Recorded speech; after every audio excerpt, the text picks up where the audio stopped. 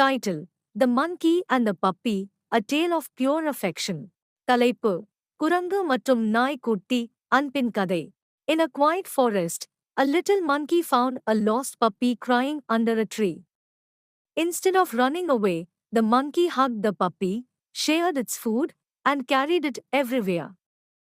Soon, they became best friends, playing, eating, and sleeping together.